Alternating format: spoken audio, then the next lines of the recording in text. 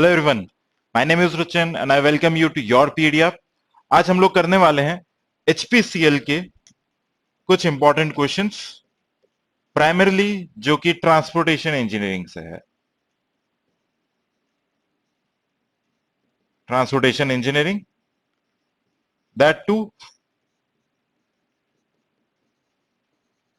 Airport engineering and railway engineering.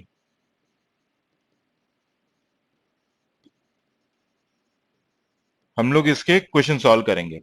Okay, questions will be very easy, simple simple questions है, ज्यादा tough नहीं है। इसी के अंदर वील हैव 2 और 3 questions of soil mechanics also.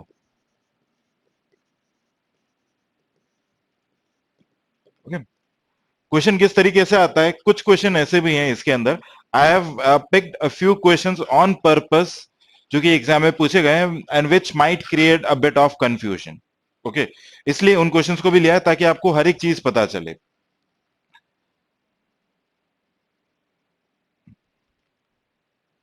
Okay, जैसे फर्स्ट क्वेश्चन है,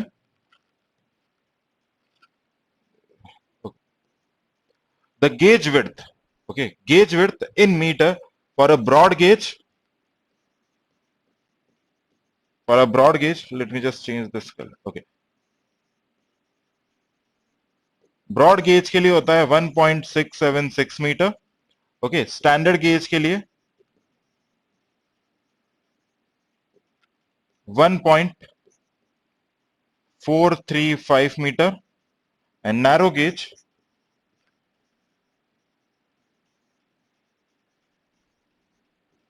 0.762 मीटर। Okay, 0.762 metre. अब कहीं कहीं पे नैरो गेज को 0.676 मीटर भी लिखा गया है। ओके, किसी किसी जगह पे। आंसर क्या है? अभी देखो, आपको बेस्ट ऑप्शन सेलेक्ट करना है। एक तो ये वाला है और एक ये है। ओके, 1.676 दोनों में कॉमन है। 1.435, तो हमारा करेक्ट आंसर क्या है? सी वाला। हालांकि यहां पे थोड़ा कंफ्यूजन आपको हो सकता है। ओके, बट आपको इस वाले से जाना है 1.435। 1.5 मीटर तो किसी का भी नहीं होता है। ओके, एक हमारा आता है मीटर गेज। मीटर गेज भी होता है जिसका विड्थ कितना होता है, 1 मीटर। ओके, तो वो दे नहीं रखा है हमें। स्टैंडर्ड गेज हो गया 1.435, metre gauge 1 metre, narrow gauge हमारे लिए जनरली, देखो यहां पे क्या है, इस जगह पे 0.762 नहीं आना चाहिए था। यहाँ पे more correct would have been 0.676। Okay, 0.676 ज्यादा करेक्ट होता। तो आपको बेस्ट पिक करना है, इसलिए हम लोग सी थर्ड वाले ऑप्शन को सेलेक्ट करेंगे। आई गेस समझ में आया? ऑन पर्पस लिया है ये क्वेश्चन ताकि आपको बता सके ये प्रीवियस ईयर एचपीसीएल का ही क्वेश्चन है, ताकि आपको पता चले कि गलतियां कहां कहां पे कर सकते हैं। For airport serving big traffics, अब देखो बिग ट्रैफिक्स लिखा है यहां पे। ICAO recommends the cross wind component should not exceed 35 kilometre per our.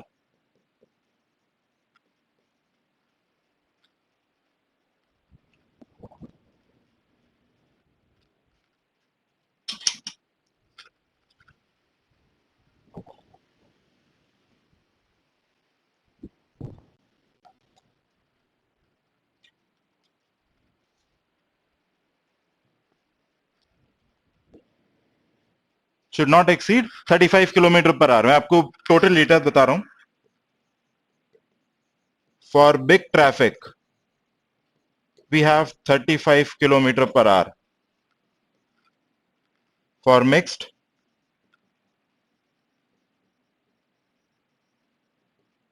Traffic we have 25 kilometre per hour. For small traffic we have 15 kilometre per our. तो as such इस बार big traffic पूछा है, हो सकता है नेक्स्ट टाइम स्मॉल ट्रैफिक पूछ ले, या फिर ऐसा बोल देगा अगर 15 kilometre per our cross wind component है तो वो कौन से ट्रैफिक को बिलोंग करता है। तो करेक्ट आंसर क्या है? Small traffic. इस तरीके से आपको पूछ सकता है। नेक्स्ट चलते हैं। The monthly mean the monthly mean of average daily temperature for the hottest month of the year is 30 degree Celsius. यानी ये क्या है? एवरेज डेली कितना दे रहा है 30 degree Celsius. Next, and the monthly mean of the maximum daily temperature, monthly mean ये दे रखा है 45 degree Celsius. Okay 45 degree Celsius दिख रहा है। हमें निकालना क्या है, find out the airport reference temperature.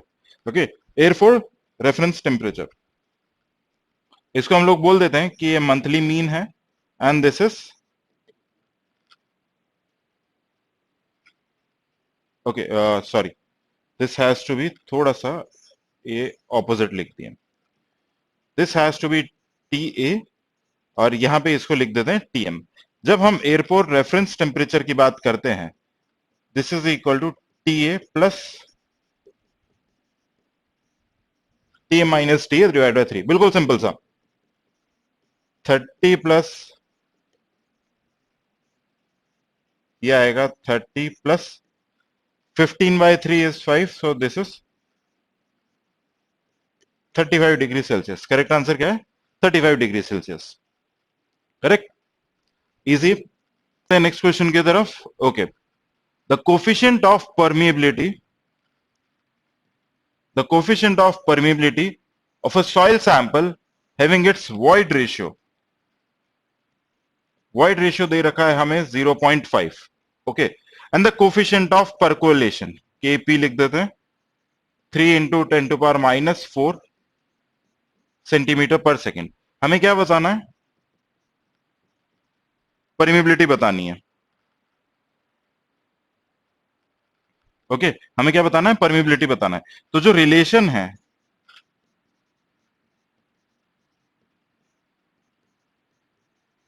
Kp equal to K by N, where N is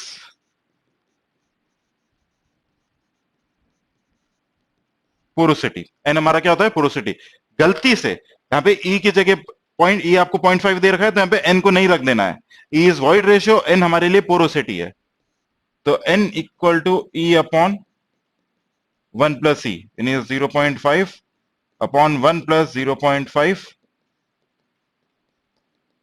that is equal to 1 by 3। Okay, that is equal to 1 by 3। अब आपको क्या क्या दे रखा है, द कोफिशिएंट ऑफ परमिएबिलिटी निकालना है।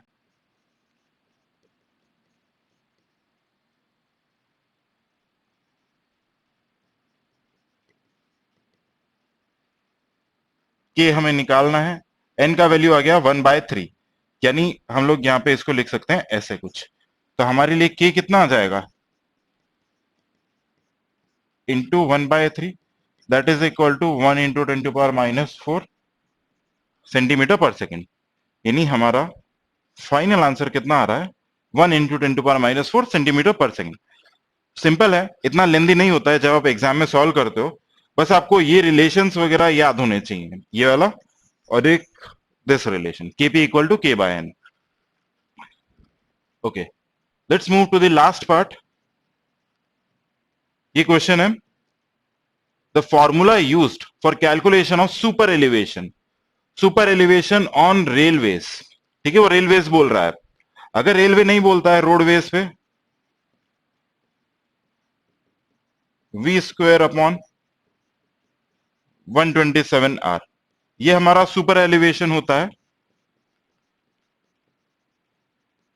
On roadways. ओके, तो railways पे सिर्फ एक माइनर चेंज आता है, दैट माइनर चेंजेस हम यहां पे इसको जी से मल्टीप्लाई कर देते हैं।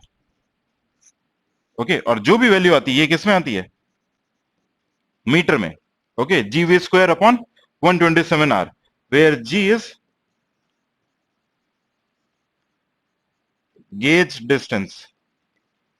ओके, तो आपका फोर्थ वाला कैंसिल हो गया, जीवी क्यूब लिखा है तो cube cancel, G V square upon 127 R, this is in centimetre, तो सेंटीमीटर नहीं। करेक्ट आंसर कौन सा है, ए। ऑलराइट, ये 127 वाला जो फैक्टर आता है ये कहां से आता है, जब भी हम वेलोसिटी को किलोमीटर पर आवर से मीटर पर सेकंड में कन्वर्ट करते हैं। ओके, किलोमीटर पर आवर से मीटर पर सेकंड में कन्वर्ट करते हैं, तो ये किसके अंदर आता है, मीटर्स में, 127 हमारा फैक्टर आ जाता है।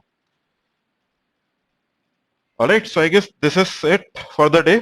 In the next lecture, we'll be solving a few more questions related to soil mechanics, fluid mechanics. अलग अलग questions और रहेंगे. Till then, everyone, take care. Bye bye.